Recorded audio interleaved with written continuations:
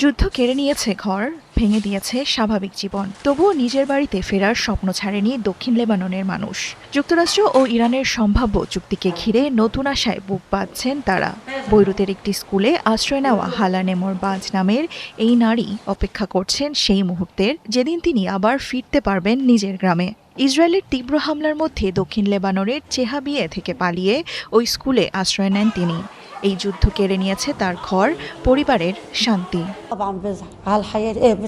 যেদিন চুক্তি সই হবে আমি সঙ্গে সঙ্গে বাড়ি চলে যাব। রাত ২টা হলেও রওনা দেব। আমি আমার ঘর, আমার প্রতিবেশী, আমার সন্তানদের কাছে ফিরতে চাই।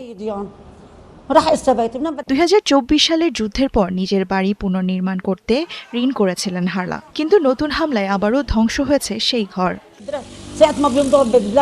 আমি খুব কষ্ট পাই, বারবার চেষ্টা করি ঘুরে দাঁড়াতে, কিন্তু আবার পিছিয়ে যেতে হয়। যুদ্ধের পর বাড়ি ঠিক করতে ঋণ নিয়েছিলাম, এখন বাড়িটাও নেই। কিভাবে আবার সব শুরু করব জানি না।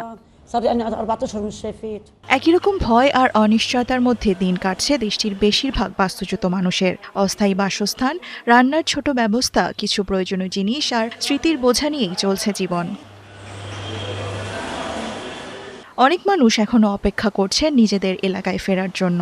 কেউ কেউ বলছেন ঘর পুরোপুরি ঠিক না থাকলেও তারা ফিরতে চান, কারণ সেই মাটির সঙ্গে জড়িয়ে আছে তাদের স্মৃতি।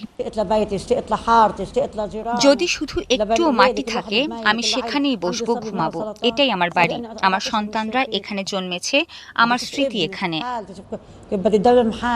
যুদ্ধবিরতির পর লেবাননে ইসরায়েলের হামলা কিছুটা কমলেও এখনো প্রতিদিনই হামলায় প্রাণ হারাচ্ছে দেশটির মানুষ। আর যুদ্ধবিধ্বস্ত মানুষগুলোর একটাই চাওয়া, আবার যেন ফিরতে পারেন নিজের ঘরে, নিজের মানুষের কাছে। দেওয়ান মুবাশশিরা হোসেন, ৭১।